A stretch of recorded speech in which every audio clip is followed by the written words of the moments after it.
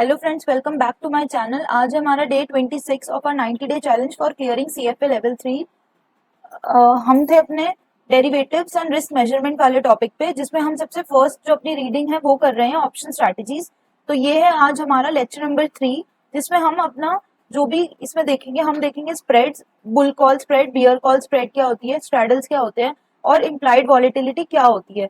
ठीक है, तो मैं ये धीरे इसलिए बोल रही हूँ आज क्योंकि ये थोड़ा लेट हो रहा है बनाने में, इसको बहुत रात हो चुकी है और सब सो रहे हैं, रात हो रही है।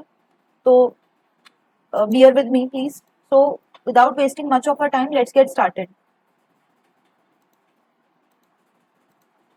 तो इसमें हम देखते हैं कि स्प्रेड्स और कॉम्बिनेशंस क्या क्या होते हैं। ठीक है, स्प्रेड्स और combinations, just a second. Spreads क्या होते हैं और कॉम्बिनेशंस हम कैसे उसको बनाकर अपनी पूरी स्ट्रैटेजी बना सकते हैं जिससे हम रिस्क मेजरमेंट कर सकते हैं। तो इसमें बोल रहे कि इन्वेस्टर जो है बाय करता है कोई भी option with a given expiration and exercise price and sells an option with the same expiration but with a different exercise price। तो इसमें बोल रहे हैं कि जो स्प्रेड होती है, स्प्रेड में हम क्या करते हैं, हम सेम एक्सपायरी वाला ऑप्शन लेते हैं, बट हम दो ऑप्शंस लेते हैं डिफरेंट एक्सरसाइज, जो हमारे डिफरेंट स्ट्राइक प्राइस होंगे उसके, बट एक्सपायरेशन सेम होगा, everything will be equal, but उसमें सिर्फ एक्सपायर जो हमारी एक्सरसाइज और स्ट्राइक प्राइस होगा वो डिफरेंट होगा। उसको हम देखते हैं कि वो कैसे होता है। इसमें स्प्रेड का टर्म यूज कर रहे हैं हम, ये इसलिए कर रहे हैं ताकि ये पे ऑफ है, डिफरेंस इन पे of based on the difference और स्प्रेड बिटवीन एक्सरसाइज प्राइस। जो बुल कॉल स्प्रेड होता है, सॉरी इसमें देखो मैं बताती हूँ, ये जो दो तरह के स्प्रेड है, बुल स्प्रेड, ठीक है, बुल स्प्रेड दो तरह के होते हैं, कॉल बुल स्प्रेड और पुट बुल स्प्रेड। ठीक है, वैसे ही हमारा होता है बियर स्प्रेड। ठीक है, बियर स्प्रेड होता है, उसमें भी सेम कॉल और पुट। ठीक है, कॉल और पुट दो तरह के होते हैं। तो इसमें इन जनरल बोल रहे हैं कि जो बुल स्प्रेड होता है उसमें क्या होता है, जो इन्वेस्टर होता है वो बाय करता है एक कॉल और राइट करता है दूसरा कॉल डिफरेंट एक्सरसाइज प्राइस के लिए। ठीक है, बुल स्प्रेड मतलब हम कॉल जो है, कॉल को बाय और सेल कर रहे हैं। और बियर स्प्रेड, वो जो इन्वेस्टर है वो पुट बाय करेगा और पुट सेल करेगा। ठीक है, सेम कॉल बाय करेगा, कॉल ही सेल करेगा, पुट बाय करेगा, पुट ही सेल करेगा, दो इसकी इसमें। और बस इसमें से डिफरेंट एक्सरसाइज जो प्राइस होगा वो डिफरेंट होगा। स्प्रेड्स को हम दो तरह से क्लासीफाई कर सकते हैं, बाय मार्केट सेंटीमेंट और direction of the initial cash flows, ये मैं बताऊंगी अभी। ठीक है, जब भी कोई भी चीज, ऐसा कोई जो ऑप्शन है या जो स्प्रेड है वो वैल्यूएबल हो जाए, जब price of the underlying rise होता है तो उसको हम बुल स्प्रेड बोलते हैं। ये भी क्लियर होगा, अभी मैं आगे जैसे समझाऊंगी। और इसमें बोल रहे कि जो स्प्रेड जो है मोर वैल्यूएबल हो जाए जबकि price of the underlying asset declines, उसको हम बोलते हैं बियर स्प्रेड। डेबिट स्प्रेड क्या होता है, डेबिट मतलब आना की जाना। देखो कैश, इसमें डेबिट का वर्ड जो भी होगा, cash payment by the investor, जब भी पैसे जाएंगे उसको हम बोलते हैं डेबिट। आना मतलब क्रेडिट। तब भी जब भी कोई हम जो नेट, अभी बताऊंगी ये सब समझ आएगा। जो प्रीमियम है, दो जब हम ले रहे हैं, कॉल बाय कर रहे हैं, कॉल सेल कर रहे हैं, एक में प्रीमियम मिलेगा, एक में प्रीमियम देना पड़ेगा। तो जब भी इन दोनों का जो हम डिफरेंस करेंगे, जो आएगा और जाएगा उसका डिफरेंस, जब भी अगर किसी इन्वेस्टर के जेब से पैसे जा रहे हैं तो उसको हम बोलेंगे डेबिट स्प्रेड, जब आ रहे हैं उसको बोलेंगे हम क्रेडिट स्प्रेड। ठीक है, motivation for a spread is usually a direction bet, कि एक डायरेक्शनल मूव हमें मिल सकता है। अब इसमें एक बुल स्प्रेड है, बुल स्प्रेड में ये बोल रहे कि हम क्या करते हैं, स्ट्रैटेजी क्या होती है, हम एक ऑप्शन को बाय करते हैं और दूसरे को सेल करते हैं हायर एक्सरसाइज प्राइस पे। अभी मैं बताती हूँ इसमें ये ना देखो, इसमें ना एक क्या दे रखा है, एक एग्जांपल। इसमें बोल रहे हैं कि higher exercise price call is less expensive, higher exercise price. इसमें मान लो ये 50 है, ये हमारा स्टॉक है 40 और ये हमारा 60। ठीक है, इसमें बोल रहे हैं higher exercise price is less expensive than the lower strike, a call bull spread involves a cash debit होगा। देखो इसमें कैसे, अगर हमारा स्टॉक जो है वो 50 पे है और ये हमने क्या किया, ये वाला चीज बाय की हुई है और ये हमने सेल की हुई है, मान लो एग्जाम्पल। तो इसमें ये जब बाय की हुई है तो ये क्या है, आईटीएम है कि, सॉरी आईटीएम बोल रही हूँ, आईटीएम तो ये दोनों ही है। तो इसमें मैं बोल रही हूँ कि इसमें प्रॉफिट होगा कि इसमें लॉस होगा, बताओ। ये वाला तो आईटीएम है, सॉरी मैं गलत बोल रही हूँ, ये आईटीएम है, आईटीएम है 40। तो ये वाली जो 50 और 40 का डिफरेंस होगा तो इसको 10 रुपीज का प्रॉफिट हो रहा है ना। और इसमें क्या होगा, इसमें क्या होगा, ये भी, ये तो ओटीएम है तो इसमें तो कुछ प्रॉफिट लॉस नहीं हो रहा। इसमें यही बोल रहे हैं कि जो ओटीएम, ये तो ये क्या है हमारा OTM, out of the money जब भी होता है कोई भी चीज, तो वो प्रीमियम उसका कम मिलता है। आईटीएम जो भी होगा उसको, उसके हमारा जो प्रीमियम होता है वो हमेशा ज्यादा होता है, ठीक है। तो यही बोल रहे हैं कि जो हायर स्ट्राइक प्राइस होगा पुट के लिए, अगर मैं ये पुट बना दूं तो ये वाला क्या हो जाएगा, पुट के लिए आईटीएम हो जाएगा, और ये क्या हो जाएगा, ओटीएम हो जाएगा। ये बाय और सेल छोड़ो, ये बाय सेल अगर 60 है, अगर मैं इसे पुट की बात कर रही हूँ, ये पुट ऑप्शन है, तो ये तो आईटीएम होगा, बट ये कॉल के लिए क्या होगा, ओटीएम होगा। वैसे ही सेम इसमें क्या होगा, ये चीज पुट की बात करें तो ये ओटीएम है, क्योंकि 50 हम ऐसे चेक करते हैं आईटीएम ओटीएम की। हम पहले पूछेंगे, अगर हम पुट के लिए बात कर रहे हैं कि आईटीएम की क्या जो प्राइस है, स्टॉक प्राइस वो 60 के नीचे है, अगर आंसर हाँ है तो वो आईटीएम है, और अगर ना है तो वो ओटीएम है। अच्छा, इसमें बताओ, हमें चेक करना है आईटीएम के लिए कि 60, क्या 60 से नीचे है हमारा प्राइस, तो इसका आंसर यस है, तो इसका मतलब ये आईटीएम है। वैसे ही अगर मैं 40 के लिए बात करूं कि क्या हमारा जो प्राइस है 50 पे चल रहा है, जो 40 के नीचे है या ऊपर है, तो उसका आंसर क्या है, नहीं है, तो ये क्या है, ये ओटीएम है पुट के लिए। कॉल की बात करूं, मैं कॉल कैसे समझाऊंगी कि कॉल में हम उल्टा बोलेंगे कि क्या हमारा जो स्टॉक का प्राइस चल रहा है वो 60 के ऊपर है, हाँ या ना, ना, तो मतलब ये ओटीएम है। वैसे ही सेम इसके कॉल के लिए मैं बोल रही हूँ कि क्या मेरा प्राइस, जो स्टॉक का प्राइस चल रहा है वो 40 से ऊपर है या नीचे है, तो अगर उसका आंसर हाँ है तो इसका मतलब वो आईटीएम है। तो इसको ये याद रखना, एक ये टिप मिल गई है आपको याद करने की। Because the highest strike put is more expensive, a put bull spread क्या होगा, उसमें क्रेडिट स्प्रेड होगा। एग्जाम्पल इसमें दे रखे हैं, हम एक कंसिडर कर रहे हैं कॉल बुल स्प्रेड, ठीक है। कॉल बुल स्प्रेड इमेजिन कर रहे हैं हम, उसको एग्जाम्पल ले रहे हैं, इसको मैं क्लियर कर देती हूँ। तो इसमें बोल रहे हैं कि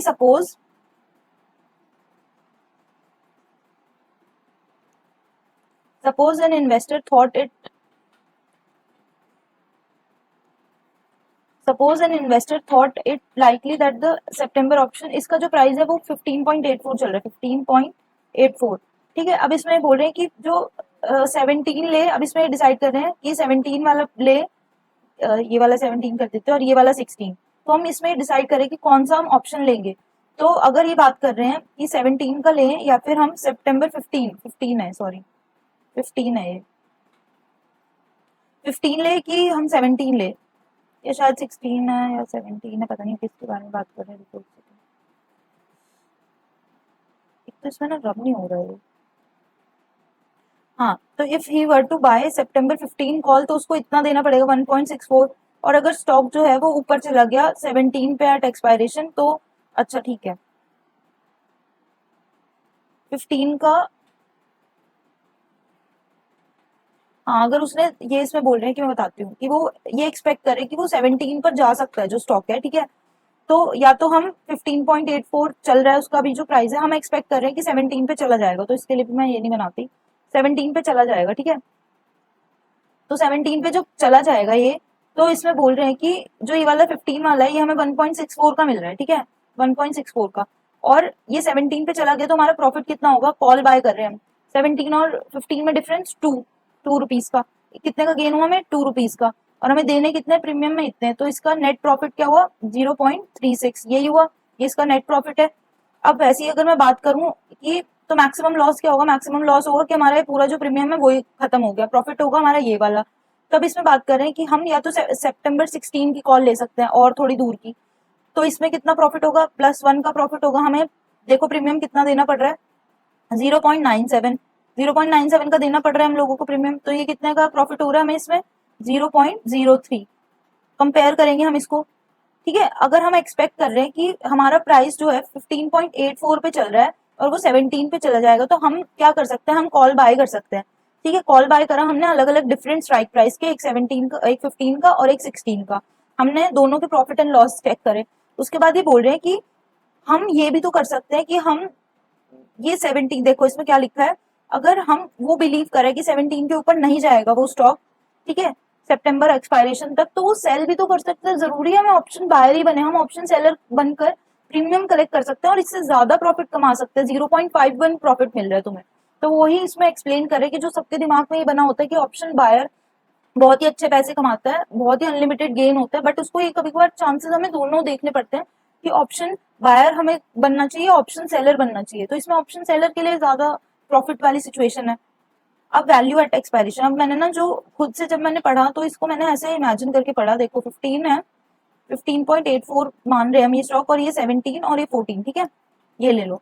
अब इसमें बोल रहे हैं कि value at expiration, value at expiration में इसमें 3 सिचुएशंस बनाई है कि अगर मान लो जो ये प्राइस है कॉल, हम इसमें क्या कर रहे हैं, हम कॉल बाय और सेल कर रहे हैं, ठीक है, कॉल वाला कॉल बुल स्प्रेड है, इसमें मैं लिख देती हूँ कॉल बुल स्प्रेड है, इसको हमने जो 17 वाला है उसको हमने सेल किया है और 14 वाला हम बाय करते हैं, जो हमारा लोअर वाला होता है हम उसको बाय करते हैं और जो हायर वाला होता है उसको हम सेल करते हैं, ठीक है, ये अभी पूरी सिचुएशन बन चुकी है, ठीक है। अब इसमें क्या बोल रहे हैं, किसका प्रीमियम ज्यादा पे करेंगे, ओटीएम का करते हैं कि आईटीएम का, आईटीएम का सबसे ज्यादा प्रीमियम होता है, तो आईटीएम इस सिचुएशन में कैसे है, क्या प्राइस 14, क्या प्राइस 14 से ऊपर है, हाँ, तो ये क्या है हमारा आईटीएम और ये क्या है हमारा ओटीएम, किसका ज्यादा होगा, लोअर वाले का जो प्रीमियम होगा, कॉल वाला लोअर वाले का ज्यादा होगा एज कम, इसको मैं यहाँ नहीं लिखती हूँ, ठीक है, कॉल वाले का जो प्रीमियम होगा, ये देखो ये जो लिखा हुआ है कि call C L is more than C H, ठीक है, जो इसका प्रीमियम है वो किसका ज्यादा होगा, लोअर वाले का, और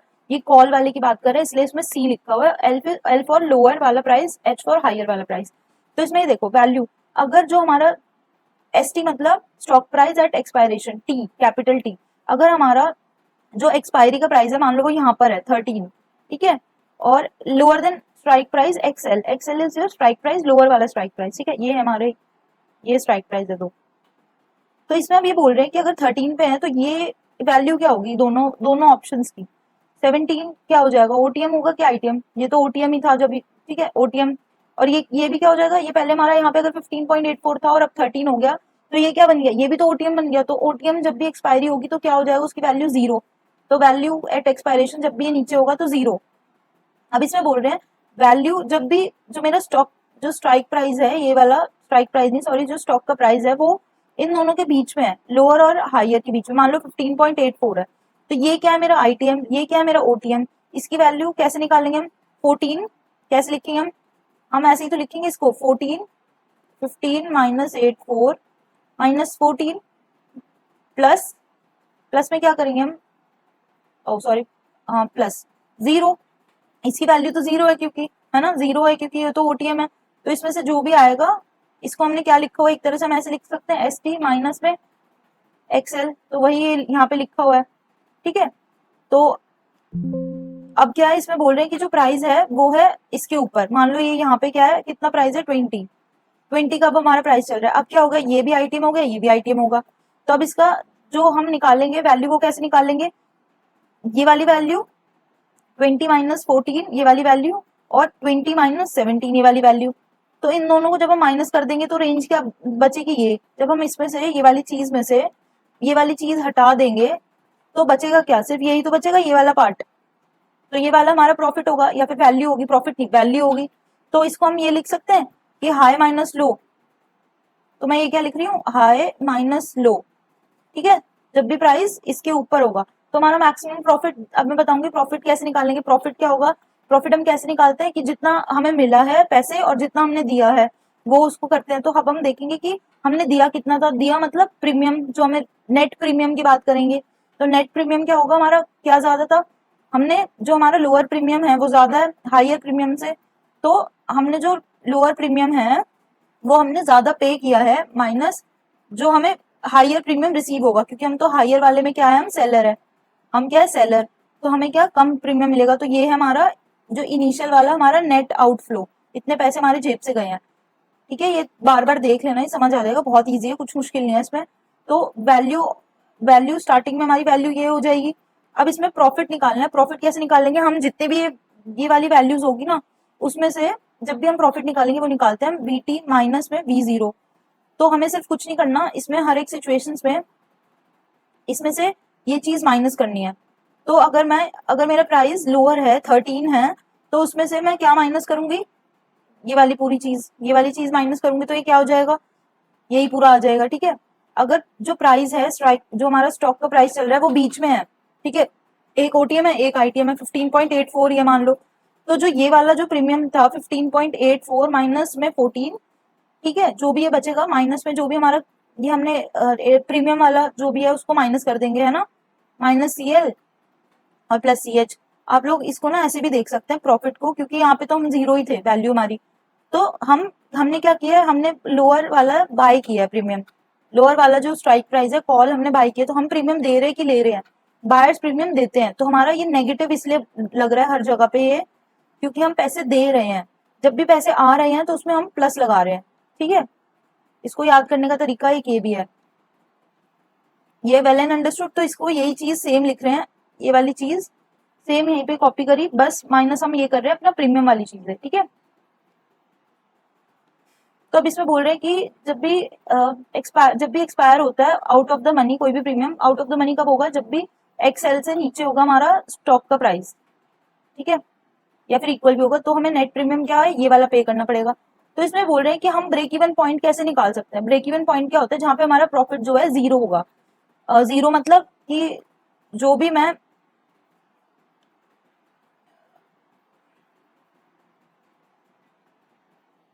profits on the upside, profits upside पे मेरे को मैक्सिमम प्रॉफिट कितना हो सकता है? जितना भी मेरा ये हाई और लो का डिफरेंस है, इससे ज्यादा तो नहीं हो सकता मेरे को प्रॉफिट, चाहे वो प्राइस ऊपर भी चला जाए तब भी मेरे को प्रॉफिट यही होगा, इससे ज्यादा नहीं होगा। और मैक्सिमम लॉस कितना होगा कि मेरे दोनों प्रीमियम जो थे, ये जो मैंने कैश, जो मेरा ये वाली चीज है, ये इसका पूरा लॉस, ये मैक्सिमम लॉस है, और ये क्या है मेरा, ये मेरा मैक्सिमम प्रॉफिट है, ठीक है। तो इसमें बोल रहे हैं कि इसमें सबसे ज्यादा वो क्या होगा, मेरा ब्रेक इवन पॉइंट क्या होगा? तो इसमें बोल रहे हैं S T is at least X H, वहां तक हो सकता है, is also limited to the difference between net premium.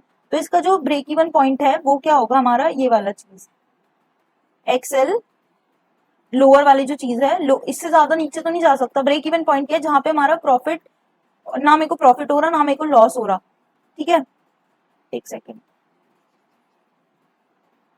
जो ये वाली सिचुएशन में थे 17 और ये 14, इससे ऊपर जा रहे हैं तो हमें तो प्रॉफिट ही हो रहा है, 3 माइनस 17 माइनस 4 3 का प्रॉफिट हो रहा है, ठीक है। जब प्राइस इसके बीच में है तब भी, इसके बीच में है तब हमें कितना हो रहा है प्रॉफिट, ये वाली चीज 15.84 माइनस में ये अगर मैं करूं, ठीक है, और फिर माइनस में प्रीमियम, तो इसमें भी कुछ ना कुछ पॉजिटिव ही आ रहा है। तो इन्होंने ऐसे बार बार कर करके देखा तो इसमें पता चला कि ये वाला जो स्ट्राइक प्राइस है यही तो एक चीज मिनिमम है, इससे नीचे जाएगा तो वैल्यू तो जीरो है, ठीक है। तो मिनिमम हम ये वाला पॉइंट ले रहे हैं, माइनस में जितना भी ऐसे किया इन्होंने, एक्सेल माइनस,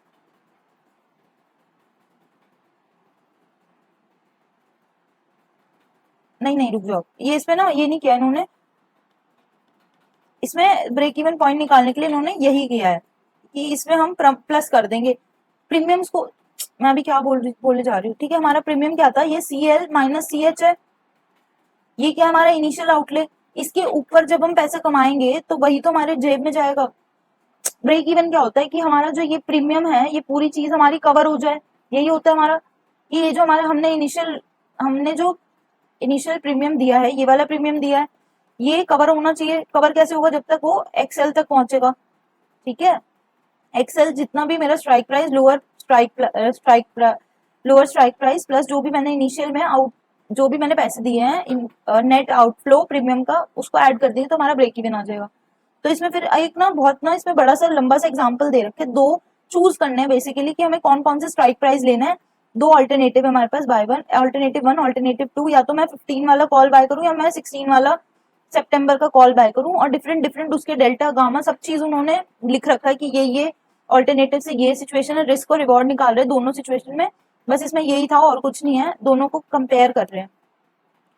बियर स्प्रेड में क्या होता है, बियर स्प्रेड में जो बुल स्प्रेड है उससे उल्टा होगा, ठीक है। इसमें क्या करेंगे हम, हायर एक्सरसाइज प्राइस को बाय करेंगे, ठीक है। हायर एक्सरसाइज प्राइस को अब हम बाय कर रहे हैं, 17 को अब हम बाय कर रहे हैं, पहले हम सेल कर रहे थे, और यहाँ पे 14 को हम सेल कर रहे हैं, ठीक है, सेल द लोअर।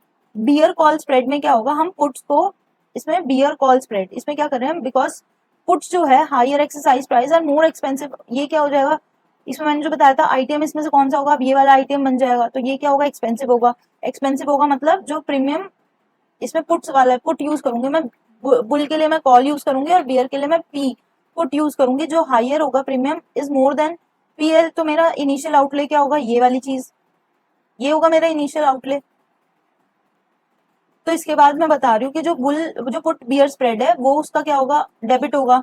डेबिट होगा मतलब पैसे आएंगे कि जाएंगे, ये क्योंकि मैं बाय कर रही हूँ, बाय वाली जो ये वाली देखो सेल वाली चीज मेरे को प्रीमियम मिल रहा है और ये वाली चीज मेरे को देना पड़ रहा है, तो इससे क्या हो रहा है, आउटफ्लो हो रहा है। बियर कॉल स्प्रेड में, बियर पुट स्प्रेड में ये वाली चीज होगी, ठीक है। अब इसमें वैल्यू निकाल रहे हैं अलग अलग, वही कि अगर जो मेरा स्ट्राइक प्राइस है ये है 13, तो इसके में दोनों क्या है, इसमें आईटीएम होंगे, आईटीएम होंगे। तो हम कैसे निकाल लेंगे इसकी वैल्यू, 17 माइनस 13 और 14 माइनस 13, ऐसे निकाल लेंगे इसकी वैल्यू। तो जो भी बचेगा वो क्या बचेगा, ये वाला पॉइंट। तो हमारा क्या बच रहा है, हाई माइनस लो। फिर अगर बोल रहे हैं कि अगर जो मेरा स्टॉक का प्राइस है वो अगर बीच में है, यहाँ पर है कहीं पे 15 है मान लो, तो हम इसमें क्या करेंगे, ये कौन सा आईटीएम होगा, कौन सा ओटीएम होगा, ये आईटीएम है, आईटीएम है, तो 17 माइनस 15 करेंगे, और ये तो हमारा ओटीएम है तो इसकी वैल्यू तो 0 है। तो हम इसमें क्या करेंगे, ये हाई माइनस जो स्टॉक का प्राइस है, हाई माइनस जो स्टॉक का प्राइस है। अगर अब इस सिचुएशन में बोल रही हूँ कि मैं जो मेरा स्टॉक का प्राइस है वो मान लो 20 चला गया, तो दोनों क्या हो गया, ओटीएम बन गए, तो इसकी वैल्यू हो जाएगी 0। ठीक है, वैसे इसमें प्रॉफिट निकालने के लिए जो ये वाली जो भी मेरे वैल्यू आए थे उसमें से हम माइनस कर देंगे ये वाली चीज, क्योंकि ये मेरा इनिशियल आउटले था। ठीक है, तो इसमें ब्रेक इवन पॉइंट उसमें क्या था, उसमें हमारा ब्रेक इवन पॉइंट क्या था, लोअर वाला प्लस मेरा इनिशियल आउटले क्या है, CL माइनस CH। इसमें क्या होगा, इसमें उल्टा हो जाएगा, हाई माइनस जो भी मेरा ये वाली चीज है। ठीक है, ओके, अंडरस्टूड। ये इसको तो सिर्फ याद करना है, ठीक है, और बाकी चीजों को कुछ याद करने की जरूरत नहीं है।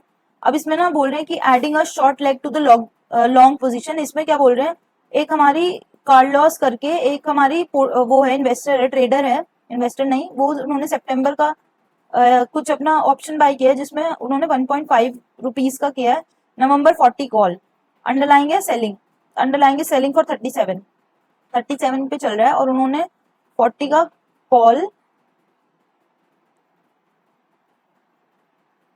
ये अभी बताती हूँ, 40 का कॉल उन्होंने बाय किया है शायद, हाँ कॉल बाय किया है। तो अब वो जो प्राइस है कॉल बाय मतलब अभी ये वाला अगर 37 पे है और ये वाला 40 पे है, तो ये 40 वाला जो ये वाला हमारा ऑप्शन प्राइस है, आईटीएम है कि ओटीएम है, ये है हमारा ओटीएम, क्योंकि 40 से नीचे नहीं है। क्या ऐसे हम पूछेंगे कॉल के लिए कि क्या हमारा जो स्टॉक का प्राइस है वो 40 से ऊपर है, नहीं, तो ये क्या है, ओटीएम, ओटीएम है। तो इसमें हम बोल रहे हैं कि अगर ओटीएम है तो इसका जो प्रीमियम होगा वो कम होगा। तो इसमें बोल रहे हैं कि अक्टूबर में क्या हुआ, स्टॉक का जो प्राइस था वो 48 हो गया, 48 हो गया वो 37 से, तो अब इसमें प्रॉफिट हुआ है, प्रॉफिट हुआ है 8 रुपीज का। वैसे होना चाहिए अगर हम देखें नॉर्मल नॉर्मल, बट जो ऑप्शन है वो ऐसे नहीं वर्क करते, उसमें बहुत सारी चीजें होती है, डेल्टा भी होगा, गामा भी होगा।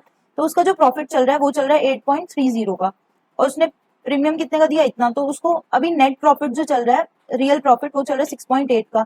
अब उसको लग रहा है कि ना जो स्टॉक है वो स्टेबलाइज कर देगा इसी लेवल पर, ठीक है, और वो गैस करे कि वो नहीं जाएगा। तो अब हम क्या करेंगे, एक हम कॉल राइट भी कर सकते हैं। ये हम जितनी भी स्ट्रेटेजीज हम पढ़ रहे हैं इसको हम अपने हिसाब से कस्टमाइज कर सकते हैं। जिसको भी ये मास्टर कर लेता है इस पूरी ऑप्शन स्ट्रेटेजीज में, वो अपने हिसाब से, अपनी टाइमिंग के हिसाब से, अपने व्यू पॉइंट के हिसाब से, जरूरी नहीं है हम यही अप्लाई करें, हम अपनी भी स्ट्रेटेजी बनाकर नाम दे सकते हैं उसको। ठीक है, तो हम इसमें बोल रहे हैं कि उसके पास अब ऑप्शन है कि वो राइट कर सकते हैं call with an exercise price of 40 और 50, दोनों दो उसको चांस है। तो इसमें यहाँ 48 चल रहा है प्राइस। अब वो मान लो 50 का जो कॉल है वो सेल कर रही है, ठीक है, कॉल सेल कर रही है। इसमें अब हम देखते हैं कि अगर स्टॉक प्राइस 50 से ऊपर चला गया, 50 से ऊपर चला गया मतलब इसमें क्या है, ये ओटीएम है क्या आईटीएम है, ये बताओ पहले तो। ये वाली जो चीज है, क्या स्टॉक का प्राइस 50 से ऊपर है, हाँ है, तो ये क्या हो गया, आईटीएम हो गया, ये भी क्या हो गया, आईटीएम हो गया। तो इससे क्या होगा, उसका जो स्प्रेड होगा वो कितना हो जाएगा, 40 उसने ले रखा है, तो इसका क्या होगा, 10 हो गया उसका स्प्रेड। अगर उससे ऊपर जाएगा तो इसमें डिफरेंस देखो ना, 50 और 40 में कितना है, उसको जो मैक्सिमम प्रॉफिट जो अभी हमने देखा है, अगर प्राइस 50 से ऊपर चला जाता है तो इसका जो वैल्यू होगा एट एक्सपायरेशन वो होगा हमारा हाई माइनस लो, यानी कि 10। तो इनिशियल कॉस्ट जो भी होगा, इनिशियल कॉस्ट क्या है 40, अगर हम 1.5 और 1.91 उसकी क्या है, यही सेम उसकी जो प्रॉफिट है वो निकाल लिया हमने। अगर जो स्टॉक प्राइस है 40 से लोअर है, 40 या 40 से लोअर 37 पे है, तो उसका प्रॉफिट होगा लॉस होगा, उसका प्रॉफिट नहीं होगा, वो 0 होगा। ठीक है, उसको जो भी इसका डिफरेंस होगा प्रीमियम का वो प्रॉफिट होगा। अगर वो बीच में है इस इन सबके, तो हम क्या करेंगे, जो भी प्राइस चल रहा होगा उसमें से माइनस, वही इसमें सेम जो भी किया है उसको एक प्रैक्टिकल एग्जाम्पल की तरह उसको समझाने की कोशिश की है। और इसमें बोल रहे हैं कि अगर जैसे भी स्टॉक जो है फॉल करता है, अभी फ्रॉम जो 48 पे चल रहा है, 48 से वो जैसे जैसे नीचे आएगा तो उसका अपॉर्चुनिटी लॉस होने लग जाएगा, और उसका जो प्रॉफिट है वो प्रॉफिट कम होने लग जाएगा। इसमें जस्ट एक जो ये हेडिंग थी स्प्रेड्स एंड डेल्टा, इसमें एक ना स्टॉक ले रखा था, उसमें उन्होंने डिफरेंट डिफरेंट लेग्स डाले हुए थे कि पहले हम ये कर रहे हैं, प्राइस जब ये हो रहा है, प्राइस जब इतना हो गया, फिर हम ये कर रहे हैं, अलग अलग इन्होंने ऑप्शंस बाय किया उसको फिर वो इवेलुएट कर रहे हैं। ये वाला आप बस जस्ट रीड कर लेना, मैंने इसमें नहीं डाला है क्योंकि वो इतना मेरे को इंपॉर्टेंट लगा नहीं है। अब इसमें बात कर रहे हैं हम स्ट्रैडल की। स्ट्रैडल होते हैं दो तरह के, लॉन्ग स्ट्रैडल और होता है हमारा शॉर्ट स्ट्रैडल। मैं अभी इसमें ना फटाफट से बता देती हूँ। लॉन्ग स्ट्रैडल क्या होता है, जब हम एक ये जो प्राइस चल रहा है मान लो 100 का ही मैं कॉल बाय और मैं पुट बाय करती हूँ, उसको मैं बोलती हूँ लॉन्ग स्ट्रैडल। ठीक है, अब मैं मूव जब भी हम कॉल बाय या कॉल सेल कर रहे होते हैं तो हम क्या करें, अगर हम कॉल बाय कर रहे हैं, कॉल बाय मतलब कि हम एक्सपेक्ट कर रहे हैं कि मार्केट अप जाएगी, पर हम इसके साथ पुट बाय भी कर रहे हैं, तो इसका मतलब छोड़ो ऐसे समझो, कॉल बाय मतलब कि प्राइस जो है हमारा ऊपर जाएगा, पुट बाय मतलब कि प्राइस हमारा नीचे जाएगा। ठीक है, तो इसमें जब मैं दोनों को ऐड कर रही हूँ इसका मतलब क्या है, जब ये दोनों स्ट्रैटेजी को मैं ऐड कर रही हूँ इसका मतलब ये है कि मैं व्यू कर रही हूँ कि जो मार्केट है वो वॉलेटाइल होने वाली है, क्योंकि एक तो मैं बायर हूँ तो मैं वॉलेटिलिटी मेरी फ्रेंड है। ठीक है, तो मैं ये एक्सपेक्ट कर रही हूँ, मेरे को ये नहीं पता कि प्राइस किधर जाएगा, बट प्राइस मूव करेगा किसी भी एक डायरेक्शन में। प्राइस या तो ऊपर चला जाएगा या तो प्राइस नीचे चला जाएगा, बट एक जगह पे यहाँ पर स्टे नहीं करेगा। तो मेरा ये व्यू है, इसलिए मैं क्या बना रही हूँ, मैं एक लॉन्ग स्ट्रैटेजी बना रही हूँ, एक ही जो सेम स्ट्राइक प्राइस के कॉल बाय कर रही हूँ और पुट बाय कर रही हूँ। तो इसमें क्या होगा, ये वाला जो एक डायरेक्शन का मूव चाहिए, और शॉर्ट स्ट्रैडल क्या होता है जिसमें मैं 100 पे है ये सेम कॉल सेल कर रही हूँ और पुट सेल कर रही हूँ। इसमें मेरा जो मैं सेलर होती हूँ तो वॉलेटिलिटी मेरी फ्रेंड नहीं होती, मेरी वो एनिमी होती है। ठीक है, शॉर्ट स्ट्रैडल ये वाली शॉर्ट वाली है, तो इसमें मैं क्या एक्सपेक्ट कर रही हूँ कि वॉलेटिलिटी ज्यादा नहीं चाहिए मेरे को इसमें, और प्लस मैं एक्सपेक्ट कर रही हूँ कि जो मार्केट है वो साइडवेज जाएगी, ज्यादा कुछ एक तरह का मूव नहीं आएगा कि मार्केट ना इसी पर ही मूव कर जाएगी। तो ये एक जस्ट मैंने जस्ट दे दिया, इसको मैं समझाती हूँ फर्दर। तो लॉन्ग स्ट्रैडल क्या होता है, जब हम बाय करते हैं बोथ ऑप्शंस पुट और कॉल सेम एक्सरसाइज प्राइस के, सेम एक्सपायरी के और सेम अंडरलाइंग एसेट के। शॉर्ट स्ट्रैडल क्या होता है, जब मैं सेम राइट करती हूँ बोथ द ऑप्शंस। ये मैं तब करती हूँ तब मैं एक्सपेक्ट कर रही हूँ कि मेरे को आउटकम नहीं पता, बट मेरे को यही पता है कि हाँ वो सिग्निफिकेंटली इम्पैक्ट करेगा अंडरलाइंग एसेट को, और एक तरह का कोई मूव अप एंड डाउन आ सकता है। स्ट्रैडल एक ना डायरेक्शनल प्ले होता है on the underlying volatility. Long वाला अगर मैं वॉलिटिलिटी अगर इंक्रीज होने वाली तो मैं लॉन्ग स्ट्रैडल बनाऊंगी, और डिक्रीज होने वाली तो शॉर्ट स्ट्रैडल बनाऊंगी। ठीक है, इसमें एक्सरसाइज प्राइस जो होता है वो चूज किया जाता है close to the current price. ATM buy करते हैं हम ज्यादातर इसमें। ठीक है, तो इससे क्या होगा, जो स्ट्रैडल होगा वो शुरू में क्या होगा, वो ना तो बुलिश होगा ना वो बियरिश स्ट्रैटेजी होगी। ठीक है, तो delta of the straddle is close to zero if the price increases significantly. अगर प्राइस मान लो यहाँ पर है 100 पे थे हम, ठीक है, अब वो प्राइस जो है सिग्निफिकेंटली डिक्रीज हो गया, तो उसका डेल्टा क्या हो जाएगा, delta of the call will signific अच्छा रुक जाओ, if the price increases significantly, एक साइड से प्राइस मूव कर गया। ठीक है, मूव कर गया तो इसका मतलब जो एटीएम है वो मेरा डीप इन द मनी चला गया, तो मेरा डेल्टा क्या हो जाएगा, 1 के करीब आ जाएगा, +1। और ये वाली चीज जो मेरे ये नेगेटिव हो जाएगा, 0 हो जाएगा, क्योंकि ये क्या हो जाएगा, मेरा जो पुट ऑप्शन था वो मेरा ओटीएम बन जाएगा। ओटीएम के जो डेल्टा होता है वो 0 होता है, तो मेरा जो भी हमेशा रहेगा वो रहेगा मेरा पोर्टफोलियो का डेल्टा +1। ठीक है, to make the money straddle buyer को क्या चाहिए होता है, करेक्ट व्यू चाहिए होता है of the true underlying volatility, कि वो वॉलिटिलिटी हायर होगी। वैल्यू एट द स्ट्रैडल क्या होती है, अगर कोई भी जो मेरा प्राइस है वो मेरे स्ट्राइक प्राइस से ऊपर है, स्ट्राइक प्राइस से ऊपर है तो क्या होगा, ये मेरा अगर एक्स है मेरा स्ट्राइक प्राइस, ये है मेरा एस टी, यहाँ पे है इसके ऊपर, तो मैं इसमें से एस टी माइनस एक्स करूंगी। ओ सॉरी, ये वाली सिचुएशन बता दी मैंने, एस टी माइनस जब भी जो मेरा स्टॉक का प्राइस है वो मोर देन, तो ये इसमें से माइनस, अगर ये यहाँ पे है तो कौन सी चीज हायर है, ये मेरा स्ट्राइक प्राइस, तो स्ट्राइक प्राइस में से ये वाली चीज माइनस। तो इसमें प्रॉफिट क्या होगा, ये क्योंकि मैं दोनों प्रीमियम पे कर रही हूँ इसलिए माइनस माइनस और ये वाली चीजें कर दी। ब्रेक इवन पॉइंट क्या होगा, दो ब्रेक इवन पॉइंट हो गए, एक लोअर के लिए और एक हायर के लिए। ठीक है, लोअर के लिए भी ये वाला चीज होगा और हायर के लिए ये प्लस वाली चीज हो जाएगी। ठीक है,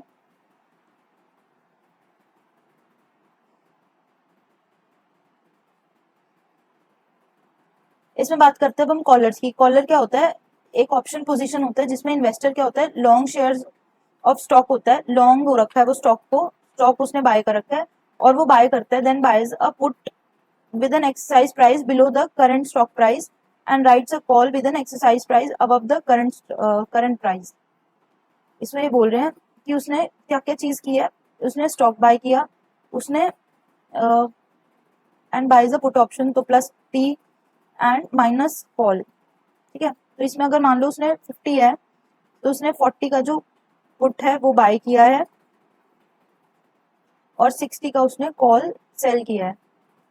ठीक है, इसमें अब देखो इसका मतलब क्या है, इसको इंटरप्रेट कैसे करेंगे हम कि अगर 50 है उसका जो स्टॉक का प्राइस है, प्राइस अगर 40 चला गया, 40 के नीचे जा रहा है, तो इसमें पुट ऑप्शन वालों को तो प्रॉफिट होगा। ठीक है, तो जो ये वाला लॉस था, ये एक तरह से प्रोटेक्टिव पुट और कवर्ड कॉल्स वाले को हमने क्लब करके ये वाली कॉलर्स बनाए। ठीक है, तो इसमें हम क्या कर रहे हैं, अगर ये प्राइस ऊपर चल जाएगा तब भी क्या होगा, ये वाले इसमें हमें कॉल सेल किया हमने, कॉल सेल किया तो ये क्या बन जाएगा, आइटम बन जाएगा, तो इसमें भी प्रॉफिट होगा, और इसमें भी अगर नीचे जाए तो प्रॉफिट होगा। अगर ये इस पे रहेगा तो ये हमें 50 वाला ये चीज तो हो ही रहा है। तो जो इन्वेस्टर है वो ऑफसेट करता है put premium paid by the call premium receive.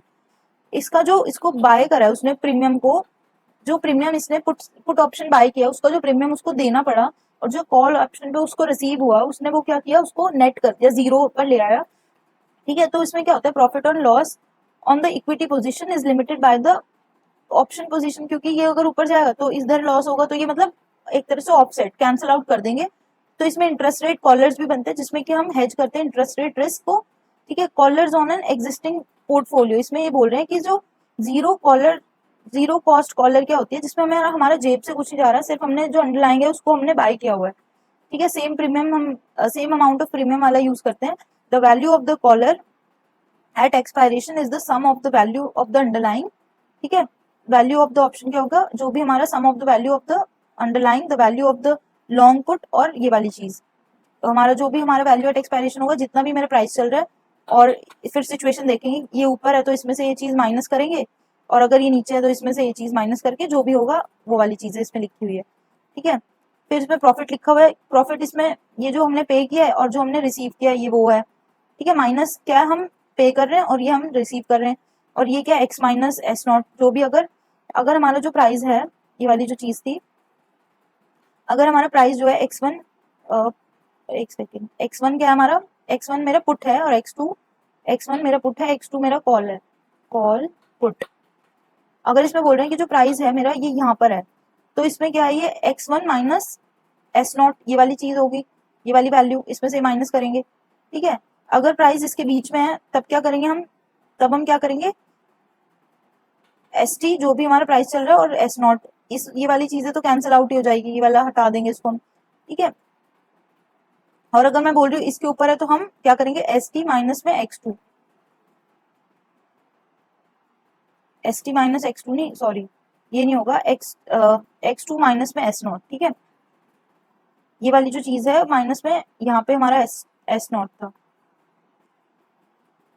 Risk of a collar क्या होता है, collar is essentially the simultaneous holding of both the covered calls और प्रोटेक्टिव पुट पोजीशन। तो उसका क्या होता है, जो डिस्ट्रीब्यूशन होता है, देखो इसमें ना ये बोल रहे हैं कि जो 17 है, ठीक है, 17 के ऊपर वाली जो चीज है, अब 17 the short call will limit upside gains, ऊपर नहीं जाएगा क्योंकि वो क्या हो जाएगा, वो लिमिट करेगा उस चीज को।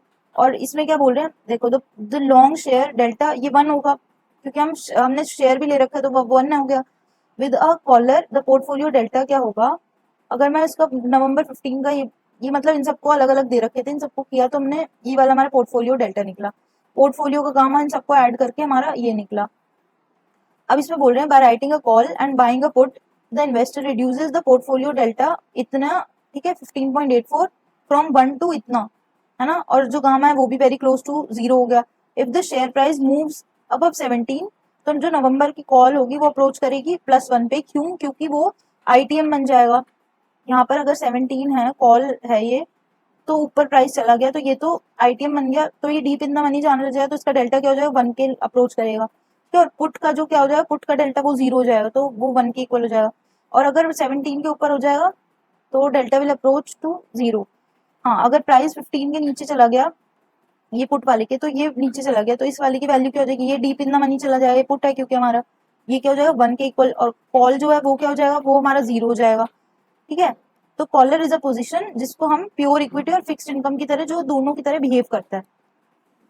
अब इसमें बात करें कैलेंडर स्प्रेड की, कैलेंडर स्प्रेड में हम क्या करते हैं, कैसी स्ट्रेटेजी है वो, जिसमें हम एक ऑप्शन को सेल करते हैं और एक ऑप्शन को बाय करते हैं विद डिफरेंट एक्सपायरेशन डेट, दो अलग अलग एक्सपायरी के हम लेते हैं, एक को वन ऑप्शन को हम सेल कर रहे हैं और एक ऑप्शन को हम बाय कर रहे हैं सेम टाइप को। ठीक है, तो इसमें अब हम क्या कर रहे हैं, इसमें on the underlying of the same strike price is known as calendar spread. Long calendar spread क्या होता है, लॉन्ग कैलेंडर स्प्रेड मतलब जब इन्वेस्टर बाय करता है दूर के, लॉन्ग देखना ऐसे समझ रहा हूँ, call calendar long calendar spread को लॉन्ग जब वो दूर के लिए बुलिश है, उसका जो व्यू है वो बुलिश है, बट वो शॉर्ट टर्म के लिए ना वो प्रीमियम को इकट्ठा करना चाह रहा है।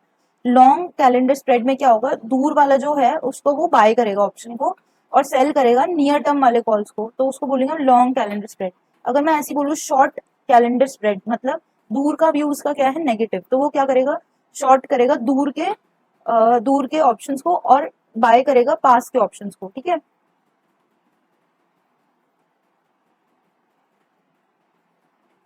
तो इसमें यही बताया लॉन्ग कैलेंडर स्प्रेड की क्या होता है, ठीक है। जब भी बाय कर रहा है वो नियर टर्म कॉल और सेल कर रहा है, हम वही मैं बता रही थी, सेल कर रहा है लॉन्ग डेटेड वन, तो उसको हम बना देंगे लॉन्ग। तो इसमें हम क्या करते हैं, एडवांटेज करते हैं वो टाइम डिके को, वो प्राइमरी उसका मोटिवेशन होता है, time decay is more pronounce for a short term position than for a long term. Time decay सबसे ज्यादा किसमें होता है, जिसकी एक्सपायरी जल्दी आ रही होती है। तो हम क्या करते हैं, प्रीमियम इकट्ठे करने, अभी मैं इसमें बताती हूँ ये क्या है। जैसे मान लो एक एग्जाम्पल है इसमें, इसमें बोल रहे हैं कि ना, इसमें जैसे मान लो कि एक एग्जांपल है कि एक ना स्टॉक जो है, इसमें कार का एग्जांपल है, कार का कोई कंपनी है वो 45 पे ट्रेड कर रही है, ठीक है। अब ना ऐसा एक प्रोडक्ट आने वाला है, ये अगस्त में एक ऐसा प्रोडक्ट आने वाला है, ये कार की कंपनी है मान लो, ये ना मारुति सुजुकी है, और वो एक न्यू प्रोडक्ट लेके आने वाली है जो इसका स्टॉक प्राइस बहुत बढ़ा देगी। अर्ली इन द ईयर, मान लो जनवरी में इसका जो प्राइस है वो बहुत बढ़ने वाला है। बट अभी जो है, अभी अगस्त चल रहा है, अगस्त से लेके जनवरी तक वो जो इन्वेस्टर है या ट्रेडर है वो एक्सपेक्ट कर रहा है कि वो सेम ही प्राइस पे मूव करेगा, 45 पर ही मूव करेगा। तो वो मूव जब साइडवेज ही करेगा, 45 के ही अराउंड मूव करेगा, तो अब वो क्या कर रहा है, इसमें क्या बोल रहे हैं, वो ना एक दो स्ट्रैटेजी बनाएगा। जो जनवरी वाली है ना उसको वो क्या करेगा, क्योंकि उसका बुलिश व्यू है, तो वो लॉन्ग कैलेंडर स्प्रेड बनाएगा। जैन वाली जो कॉल होगी ना उसको वो बाय करेगा, और इन सारी को क्या करेगा, वो सेल कर देगा। हर एक महीने की ना वो सेल करते जाएगा और प्रीमियम इकट्ठा करता जाएगा, और इसमें वो प्रीमियम पे करेगा, और प्लस उसको एक वन साइडेड मूव मिल जाएगा, तो उससे वो उसको पैसे मिल जाएंगे, प्रॉफिट मिल जाएगा। A big move in the underlying market or a decrease in the implied volatility will help the long will help the short calendar spread, or stable market or increase in implied volatility will help long calendar spread. इसमें बोल रहे हैं कि maintain है हमारी ये volatility, but जब क्या होने वाली है, वो इंक्रीज होने वाली है इम्प्लाइड वॉलेटिलिटी, तो वो लॉन्ग कैलेंडर स्प्रेड को मूव करेगा, हेल्प करेगा। जो कैलेंडर स्प्रेड्स है वो बहुत सेंसिटिव होते हैं movement to the underlying, but also sensitive to the implied volatility, जो हम अभी देखने वाले हैं। इम्प्लाइड वॉलेटिलिटी और वॉलेटिलिटी स्क्यू। इम्प्लाइड वॉलेटिलिटी क्या होती है, वो हम एक ऐसी वॉलेटिलिटी जो बायर्स के लिए फ्रेंड होती है, ऑप्शन सेलर्स के लिए वो एनिमी होती है।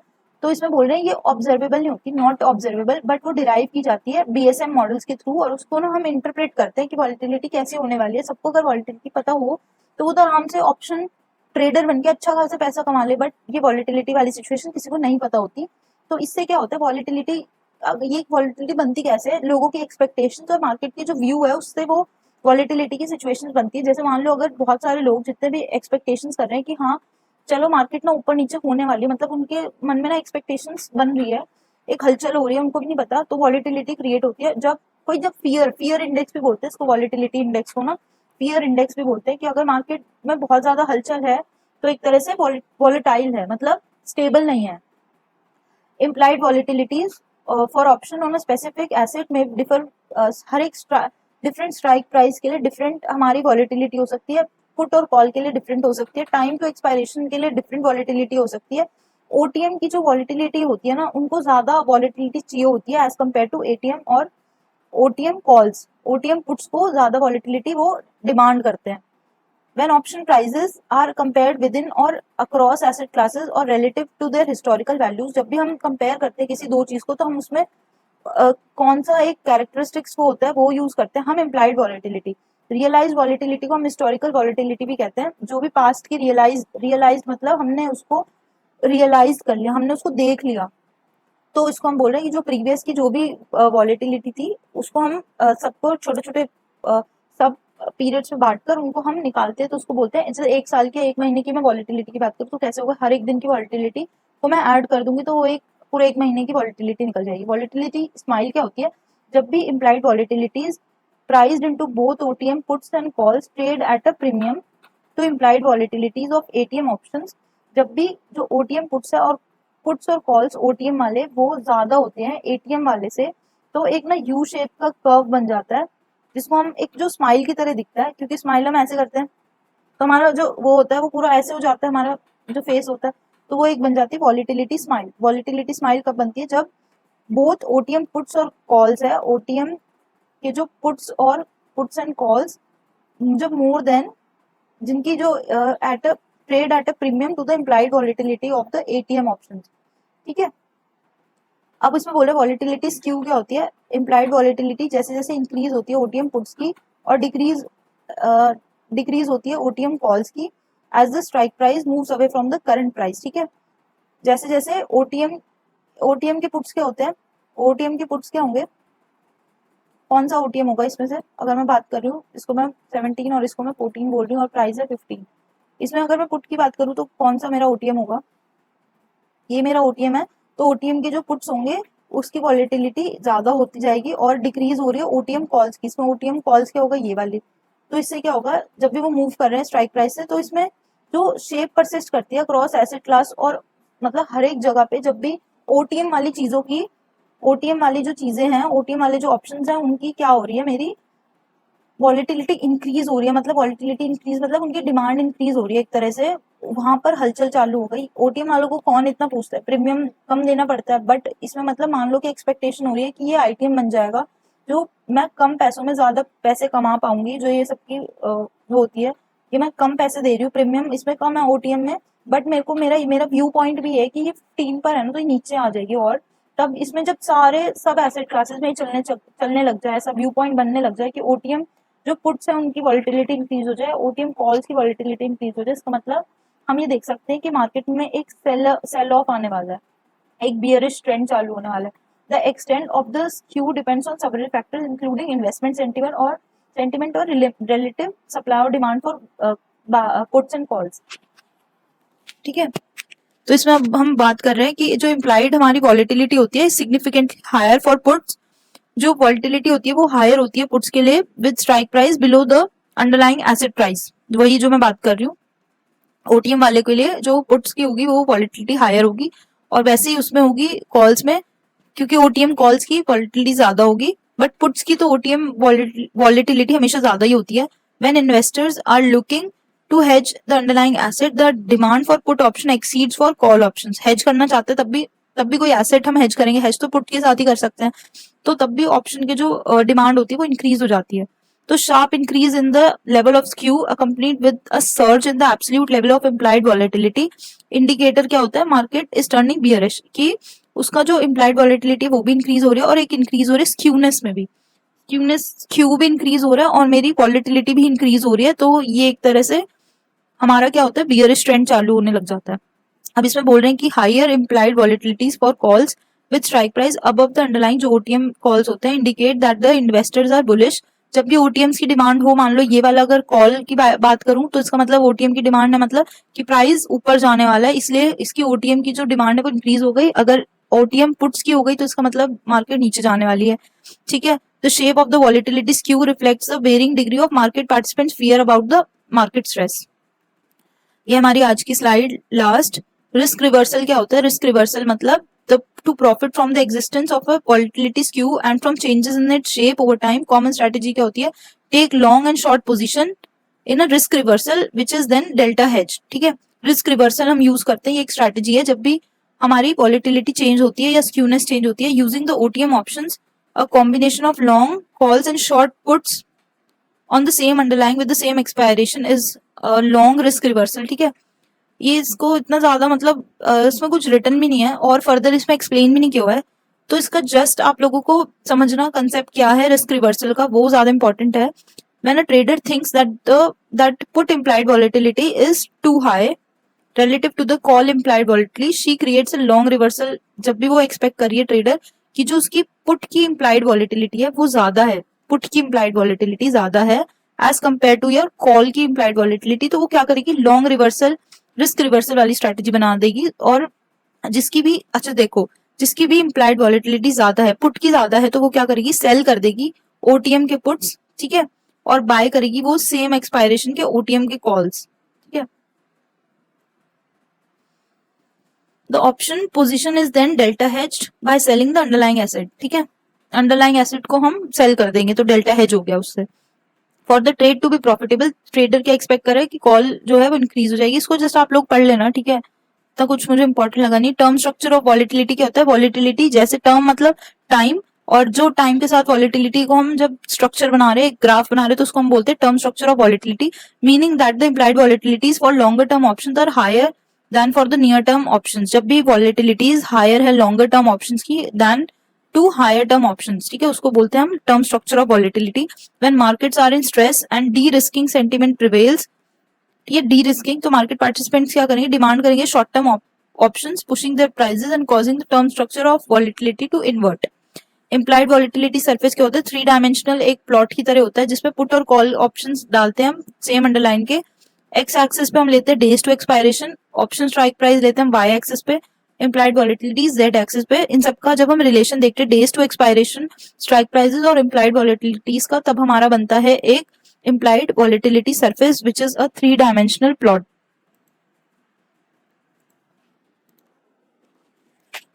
सो this ends our lecture number 3 on option strategies. इसमें ज्यादा कुछ इतना मुश्किल नहीं है, इसको बस समझना और थोड़ा लॉजिक लगाना इंपॉर्टेंट है। स्ट्रैडल और हमारा जो ये बुल स्प्रेड और बियर स्प्रेड है, यही तीन एक मेन चीज थी इसमें। और ये इम्प्लाइड वॉलेटिलिटी वाला कि वॉलेटिलिटी क्या होती है, और ये basically this is not like कि हम उसको निकाल सकते हैं, मेजर कर सकते हैं वो बस सिर्फ डिराइव होती है बीएसएम मॉडल्स के थ्रू।